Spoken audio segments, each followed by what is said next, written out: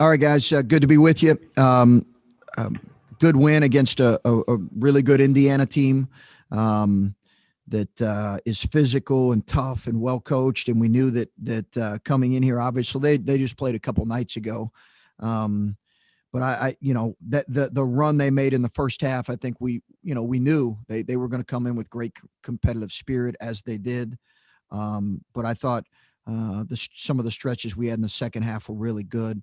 Um, I thought we had our guards played a really good floor game between Dwayne and CJ and a couple of our other guys, and then we had some guys step up and have really good nights. So good team win over a really good ball club.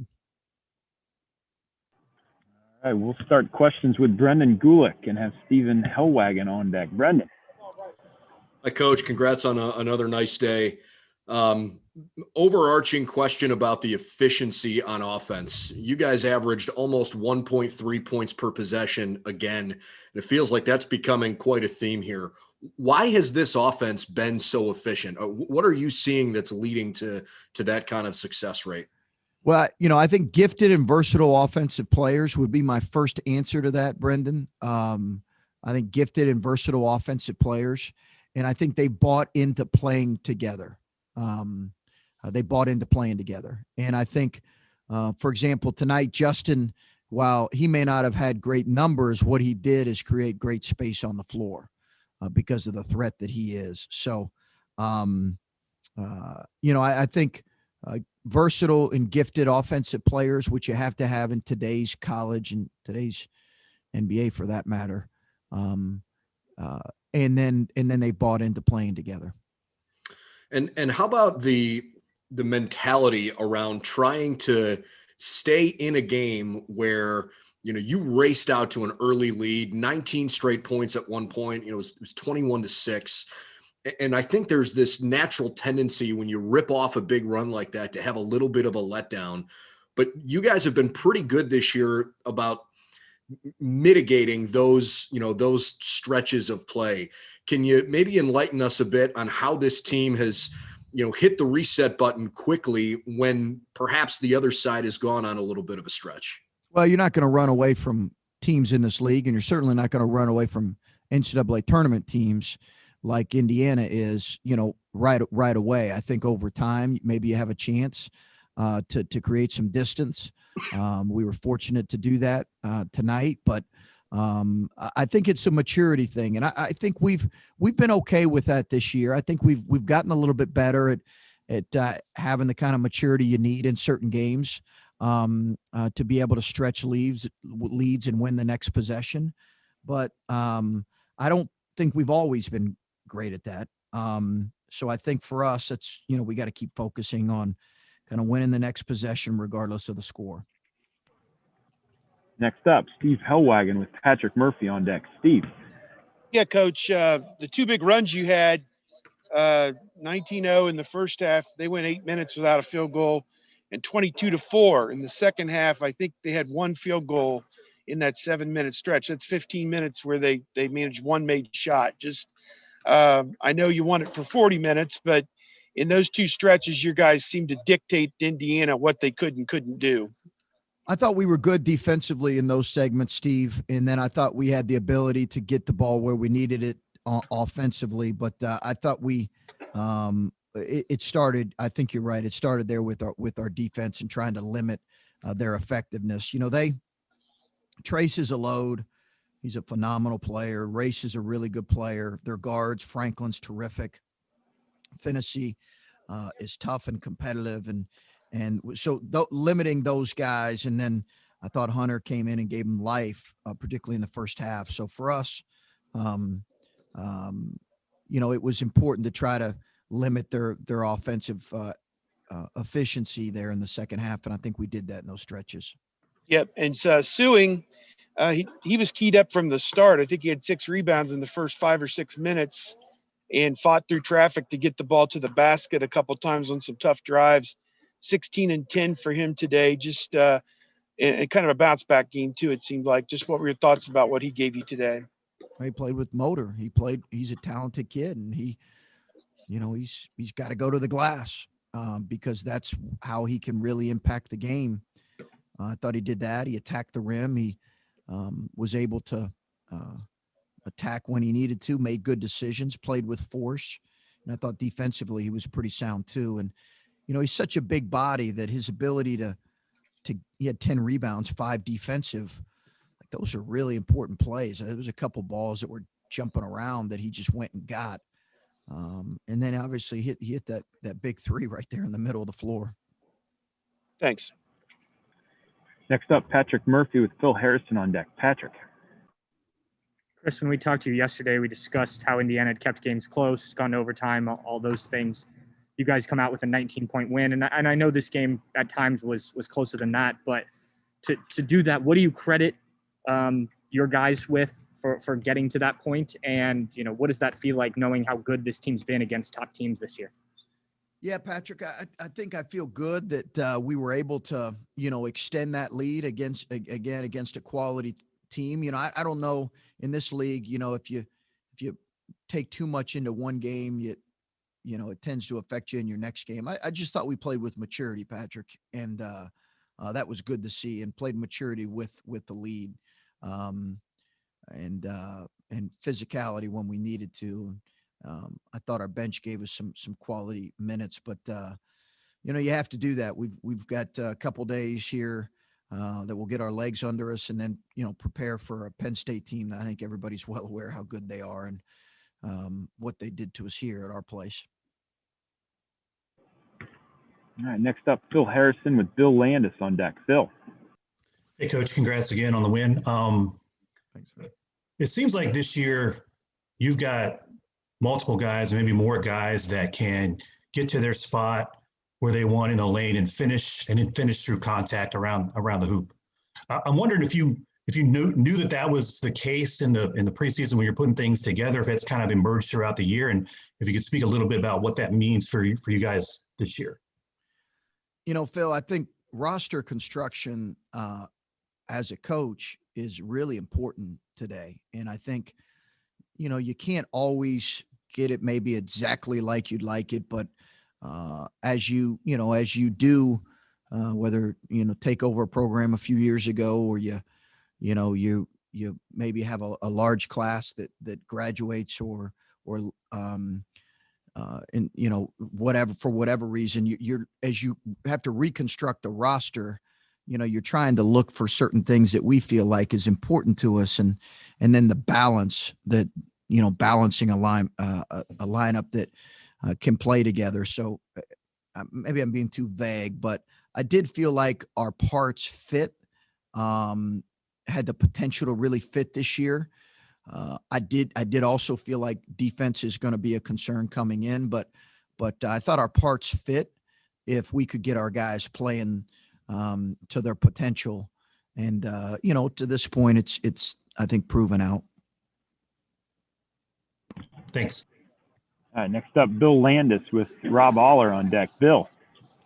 Hey, Chris, it seemed like in the few moments where maybe you guys needed to just ratchet things up a little bit more defensively, just kind of get back to guarding work consistently, CJ was a guy who really kind of set the tone for you. And I don't, there's like no metric for that, I guess, but it just seems like that's what he does. I don't know. Would you say that's what he does best for you guys right now? Yeah, bite.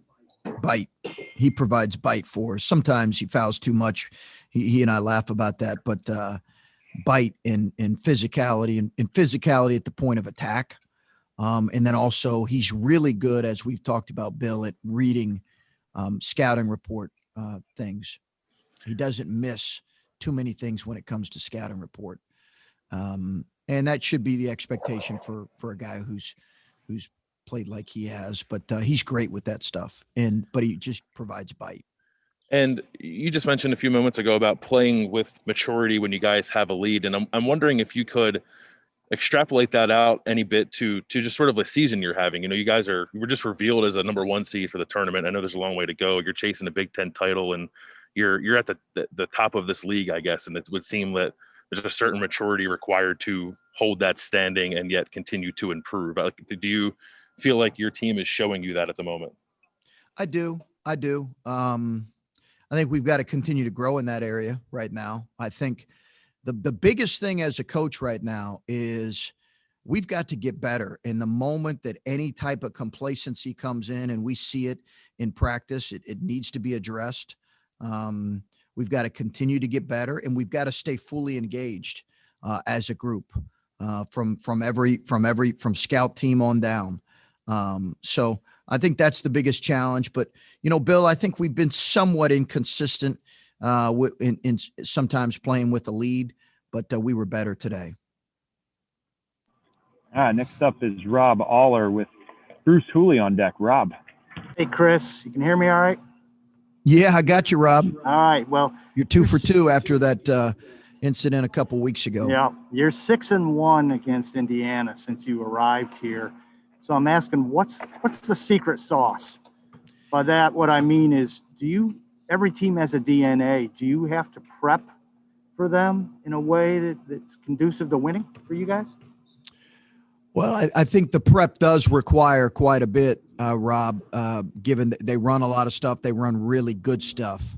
I don't typically look at records with individual programs unless somebody shares that. I will say this, Rob, in all reality, we have pulled a couple out that have been, let's just say, players make plays. We've been fortunate, whether it's CJ Jackson's 3 or whatever the case may be. We've had a couple that have went our way. We've had really close games against them, and but we've I think that can turn at any time. Before we were going into the Michigan State game, I unfortunately heard on the radio coming over that I was 0-4 in the last 4 games versus them. So. I don't really get into a whole lot of that. I think the reality is we've had a couple that we pulled out against Indiana that have been very close games that we've in some ways have been fortunate to win, but our guys have made plays. This one was a little bit unique in that most of our games have been much tighter than this. The last thing for me is, when you were at Butler, how close attention did you pay to Indiana down there? Well, listen, it's Indiana, right? It's they love their hoops, and I grew up, as many know, in a basketball. I've worked in or grown up in Kentucky, North Carolina, Indiana. Those are tremendous basketball states. So, they have incredibly avid support for their program. So, I was focused on our program, but we did play them a couple times, Rob, when Tom was there in the Crossroads Classic. So, you keep an eye on them because you're going to play them at least every other year. Thanks. All right, next up is Bruce Hooley with Adam Jardy on deck. Bruce. Can you step outside the job you have for a second and tell us what it must be like to coach against you? They get it down to, or coach against your team this year. They get it down to like 5 a couple times. And it's not Liddell. It's not Washington. It's a suing 3 once. It's a CJ Walker 3 at the shot clock buzzer. Yeah. It's a Zed Key offensive rebound. I mean, I'm sure you've played teams that you got the guys that you're worried about at the top of the scouting report, and it ends up not being the guys at the top of the scouting report. Yeah, no, that's a great point, Bruce. Because I thought a couple of those possessions were really critical. And listen, that's happened to us at times, but as a coach, what you kind of have to do is, you just got to keep fighting on because, I'm sure they're looking at the numbers and saying, one was an end of clock 3 we threw in. CJ did a great job getting it off. Those were 2 difficult shots. And, we were fortunate that it gave us a little bit of breathing room. But you're right. I think those are challenges in our game because they can take the wind out of your sails a little bit because by all accounts, those were a couple really good possessions defensively for Indiana. And on Zed, did you anticipate him being any kind of this efficient at competing immediately the way he is? I mean, he's not back down from Coburn or Garza or anybody. I think all of us assume from his ranking, which we all put too much emphasis on, that he was a Say that developmental again. player. Sorry. Yeah, no, Bruce, to your point, I think there is too much to be made of rankings. We knew we had a good player. I would say, Bruce, that the reality is probably 2 weeks, 3 weeks into practice, I think is when we felt that he was going to play a pretty important role on this team. All right. Next up is Adam Jardy with Spencer Holbrook on deck. Adam. Chris, when we talked to Justice, he was speaking about the rebounding effort. And he said that was something you had addressed with the team the last couple of days, especially on the offensive end.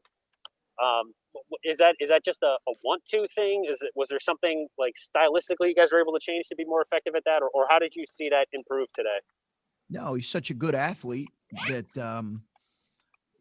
it was addressed specifically, with him because he's such a good athlete. It plays to his strength, and he's so good, he's big, and with our lineup the way we start, it's a little bit of a difficult matchup at times. So I think that's what I love about Justice is, listen, he was disappointed the other night with probably not playing as much as he wanted to play and probably not playing as well as he wanted to play. He didn't blame anybody.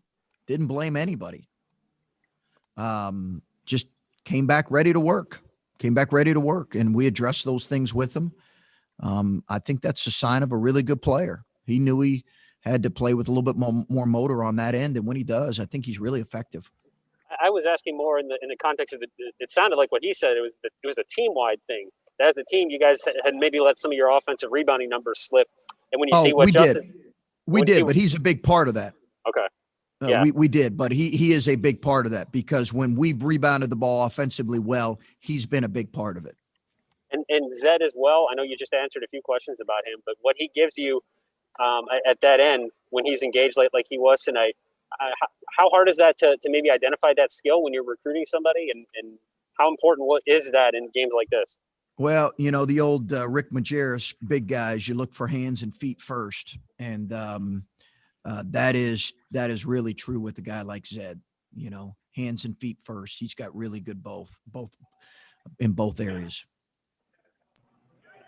All right, and our last three here will be Spencer Holbrook, Stephen Means, and Colin Hassell. Spencer, you're first.